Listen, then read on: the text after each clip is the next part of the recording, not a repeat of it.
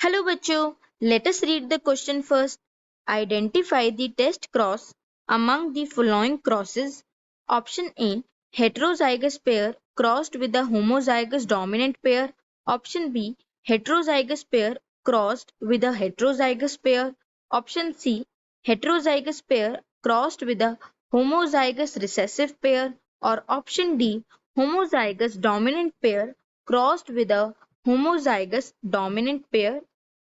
सो hence इस particular question में हम जो कंसेप्ट यूज करेंगे that will be the test cross.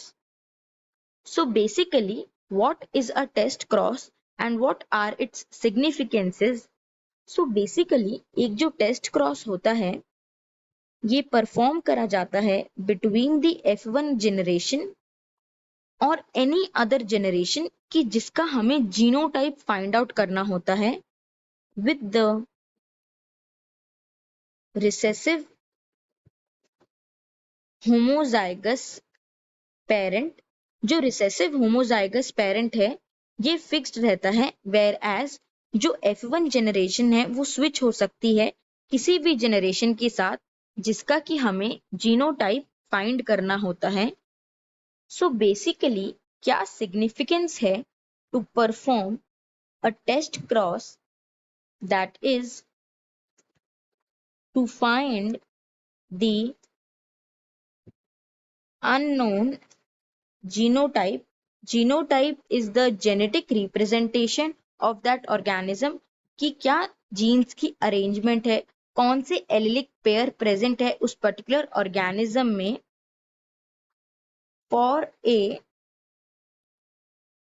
Known phenotype character.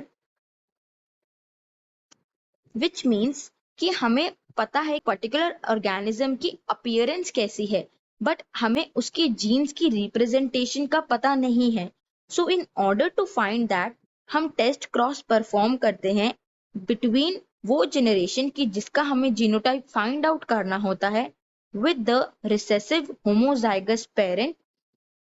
So let us understand it more elaborately using an example. So अगर हमें एक toll pea plant दिया हुआ है जो हम देख सकते हैं ड्यू टू दी अपीयरेंस हम उसकी विजिबिलिटी से आइडेंटिफाई कर सकते हैं कि वो एक टॉल प्लांट है. बट अगर हम उसके जीनोटाइप को स्टडी करना चाहें तो वो एक होमोजाइगस कंडीशन शो कर सकता है और वो एक हेट्रोजाइगस कंडीशन शो कर सकता है.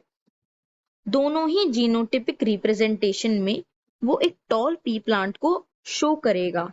So in order to identify the correct genotype at one time हम टेस्ट क्रॉस परफॉर्म करेंगे between the unknown genotype with the homozygous recessive parent and later हम स्टडी करेंगे कि किस तरह के ऑफस्प्रिंग प्रोड्यूस हो रहे हैं फ्रॉम दैट क्रॉसेस जो हेल्प करेगा हमें to identify the unknown genotype for the known phenotypic character. जो ऑफस्प्रिंग प्रोड्यूस होंगे उसे हम स्टडी कर सकते हैं using a Punnett square.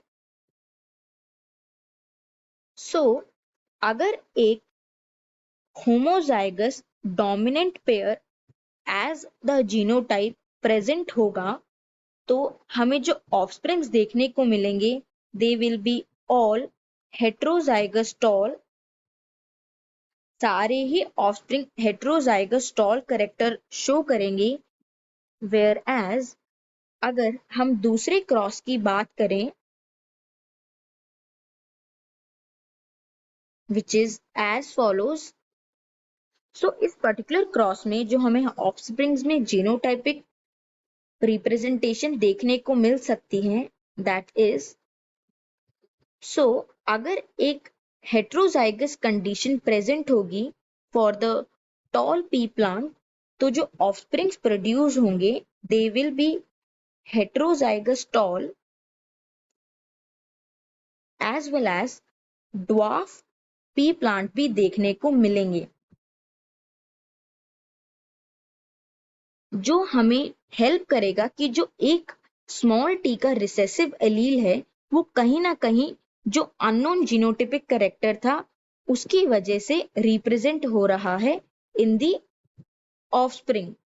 So if we look back to the options, तो हमें पर्टिकुलर क्वेश्चन में आइडेंटिफाई करना था कि among the crosses which cross represents a test cross. So जैसे कि हमने मेंशन करा, एक टेस्ट क्रॉस में जो रिसेसिव होमोजाइगस पेरेंट है उसकी प्रेजेंस मस्ट है। So hence the correct answer is option C, because इन चारों ऑप्शंस में से ऑप्शन सी ही है जो रिप्रेजेंट करता है एक होमोजाइगस रिसेसिव पेरेंट को। So hence the correct answer is option C. So I hope you must have understood it well. All the best.